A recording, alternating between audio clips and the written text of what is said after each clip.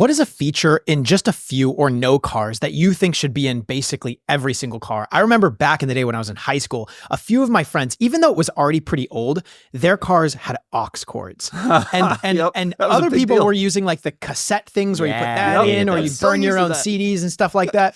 And I was thinking to myself, why doesn't every single car have an aux cord? It couldn't be expensive to install something like this. Or USB ports. I remember when those were coming out and like no cars had them. It's like such an easy decision that every car should have. I think about this a lot because I drive all the cars, and it becomes abundantly clear to me when driving all the cars that people who design cars don't. And because there are some very clearly obvious things that they should be putting in that other automakers do, and they aren't. Dash cam is a good example, actually. Automakers are starting to integrate dash cams, just barely. Like 2 cars do it. Tesla's has done it for a few years. BMW and Mercedes have started to do it. No one else is really doing it, but they're like GM is just getting there. 10 years, every car's gonna have a dash cam. Every new car's gonna have a dash cam. My prediction. That's a good one. But like, it's like, come on, like do this. There's a lot of stuff though that I think about, and there's some little stuff that I think about that I wish other cars would do. But another good one is Hyundai's. Most Hyundais now, when you're driving along, you put on the turn signal and a camera pops up in the gauge cluster that shows you what's in your blind spot. And so if you're making a lane change, you don't have to do the over the shoulder. You could just look down at your blind spot camera. It's a very wide angle. It clearly shows what's there. And I don't know why everybody else doesn't have that. It's brilliant technology.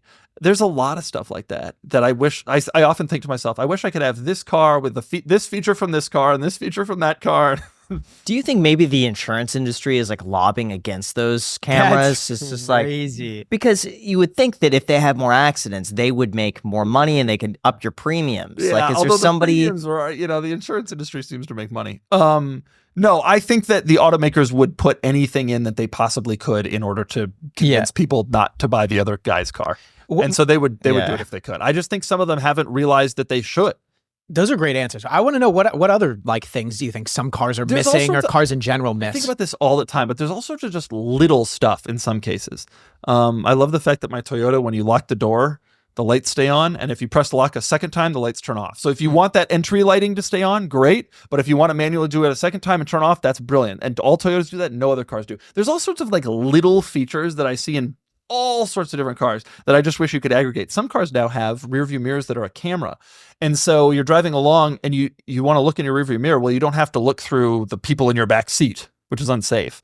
You have a camera mounted on the back of the car that's showing the display is on the rear view mirror. That's a great feature, but not every automaker has adopted it. I have no idea why. A lot of them are starting to, but it's like there's all sorts of things that I just think to myself, I wish this car had this, and I wish I could pick and choose the features from all the cars. I think anything that prevents people from getting locked out of their cars is also very, very easy. And most cars should do it. I remember my friend growing up had one of those cars with the keypads, and I thought that was genius. I loved it. Ford and Nissan had those keypads. Ford still does, and Lincoln.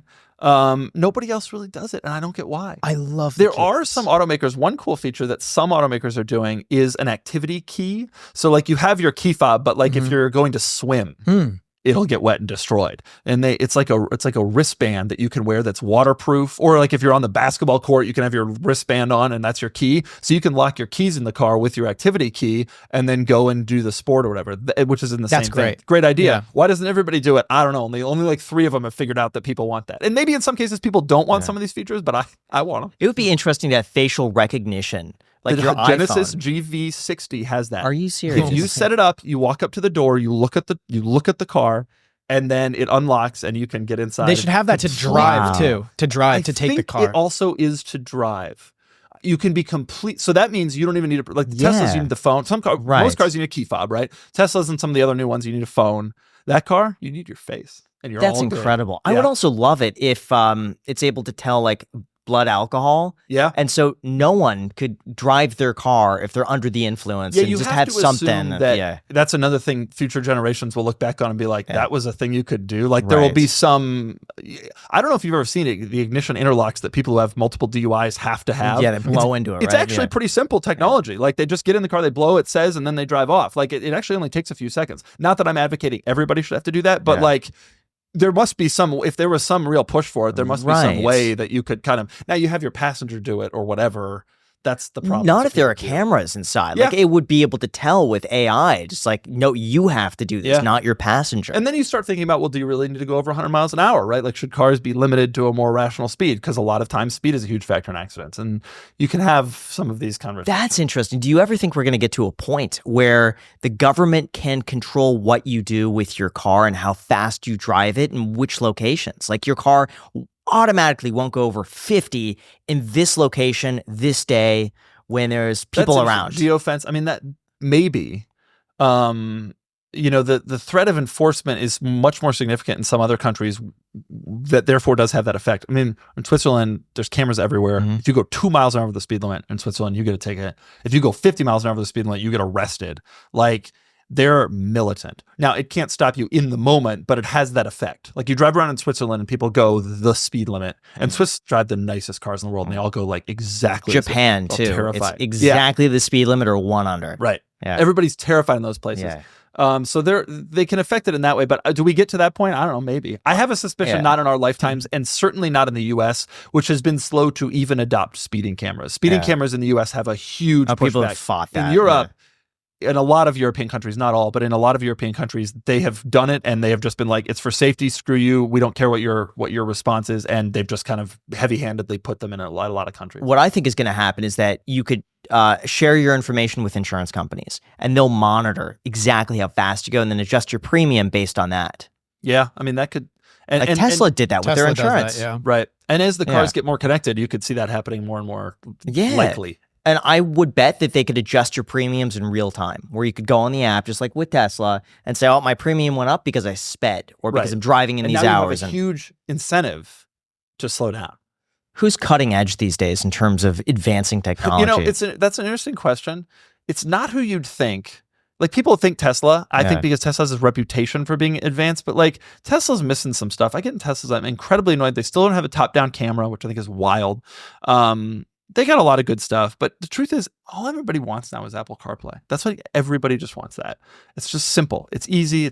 Or Android Auto. It's like easy to use, easy to figure out, and so that's kind of like where this whole industry has gone. There's only a few automakers who are fighting back against it, which is Tesla, Rivian, and General Motors, believe it or not. But General Motors has completely integrated with Google. And so they have Google Assistant, Google Maps all over their cars, which has its own great benefits with your smartphone, right? You can like have, if you sign in, you can have like previous history and all sorts of other stuff. I don't know. It's cutting edge is an interesting thing. It's starting to kind of become less relevant. Yeah.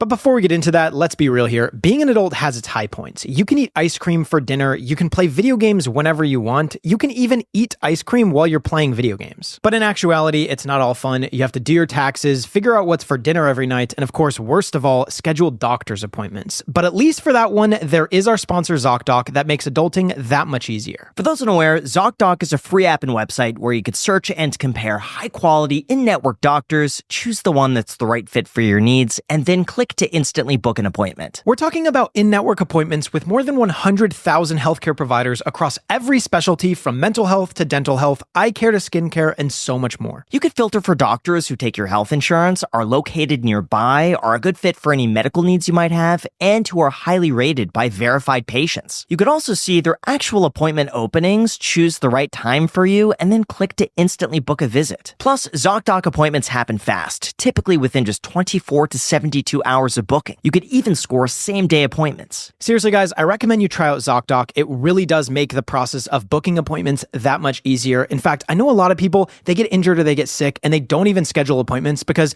they think it's more effort than what it's worth. But not with ZocDoc. They really do make it that easy. So stop putting off those doctor's appointments and go to ZocDoc.com/iced to find and instantly book a top-rated doctor today. That is ZocDoc.com/iced, ZocDoc.com/iced. Thank you, ZocDoc, for sponsoring this episode, and now let's get back to the podcast.